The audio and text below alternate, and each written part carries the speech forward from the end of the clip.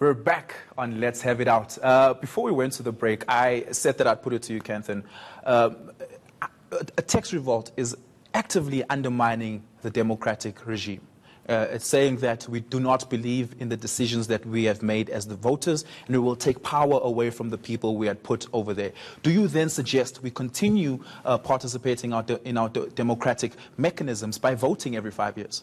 I think that there's a misconception that you have that I'm actually recommending a tax revolt. I have never at any stage said that. You're recommending, you're recommending that we spend our money differently through a different I have said that we look at different methods of actually spending the money. So it was never a question of withholding tax. It was a question of more efficiently spending it. So as a very specific example, let's say if you happen to be a ratepayer and you're paying taxes.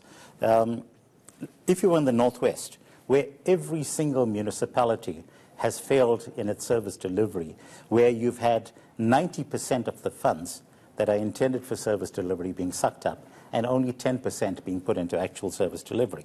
Now, in that situation, I think it makes a lot more sense for communities to actually withhold that money and themselves to take care of things like potholes and traffic lights and so forth. In Johannesburg, on the other hand, I have disagreements with Mayor Mashaba on many things, but I happily pay my rates because it's very clear to me that the money that he's collecting is not being siphoned away in corruption. So paying for your water bill is not the same as paying for tax. There you're purchasing a service. In the other instance, I'm not talking about water bill. I'm talking about my property taxes, which is essentially rates. There's a different question I want to put to you, and I want to test the veracity of the mechanism you are proposing. I come from a very small town on the west of Johannesburg called Randfontein. Randfontein has a handful of schools which are all no-fee paying school fee. No school fee paying schools. They get money directly from the state in the form of a state grant, and the principal and SGB then decide how they will spend that money in that financial year. If the community of Randfontein does not have the financial muscle to support its own schools, the money that eventually comes there, reaches us, comes from different parts of the country, countries that are more economically active. So are you suggesting that the people of Hyde Park and Sandton take their money directly to the schools in Randfontein in a very altruistic way, and they say, here's R1 million to run your school this year, let's see if you can use it? No, I think that at that rate you can actually pull in civil society. We have NGOs that actually operate in the educational sector that are far more effective at delivering education. We've seen this over and over again. Yeah. We have seen communities setting up their own private schools in various places. So if you consider that national education costs, if you break down on a per student basis, it's at least 20,000 Rand a year per... 16,000 Rand per learner. Per learner. So if you were to give that money directly to the parents, and for the parents to then be able to decide the most effective way in which they wanted to spend that money on educating their kids. In other words, some type of voucher system. It's far more effective than it being siphoned up by an education department where a significant chunk of that money is actually not delivering 16,000 Rand worth of value to the learner. I don't want to ask this. Rich people have a tendency of avoiding taxes altogether, siphoning their money into tax havens and, trying not to pay tax because they feel they're paying too much.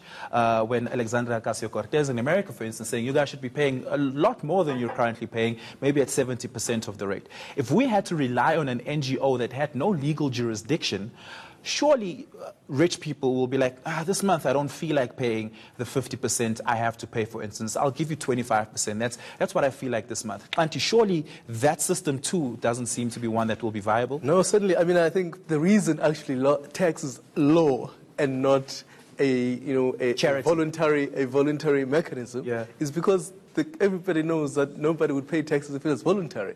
The only reason I pay my taxes is because actually I'm forced to.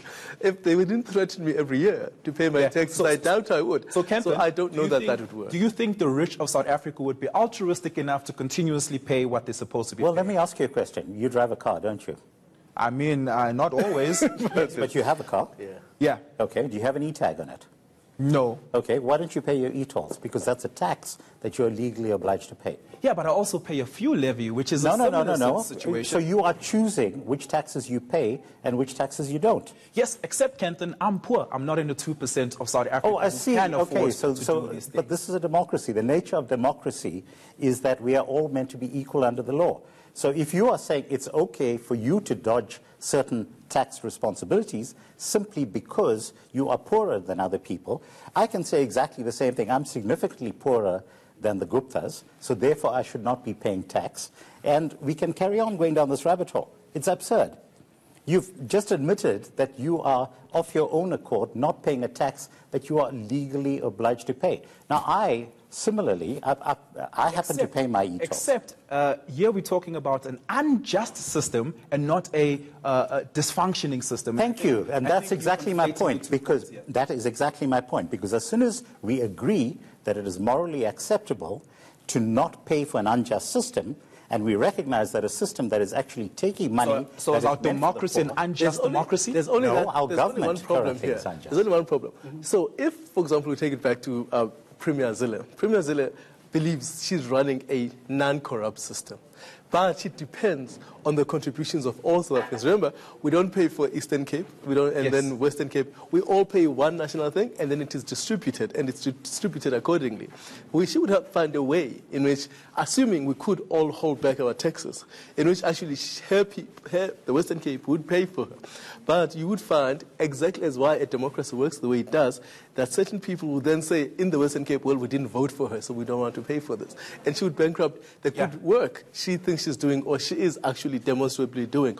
I think the part of the problem that we are facing about trying to have a tax revolt is to probably betray the system we've created. I suppose one way is to look at it and say, how do you run an economy that's effective? How do you run an administration that's effective? And how do we run a political system that's effective? At the current moment, a revolt betrays all of the agreements that we have, both as an economic system and a democratic system, and certainly. Yeah, and I think, a fees must fall example of a protest is something that can change the attitude of the country. Speaking of Helen Zille, I know she's watching, so I'll put this question to her that came on Twitter. If apartheid was an unjust system, as you sometimes not seem to agree, why did you not withhold your taxes then, Helen Zille? And that's it for this edition of Let's Have It Out. Keep the conversation going on social media using the hashtag LHIO.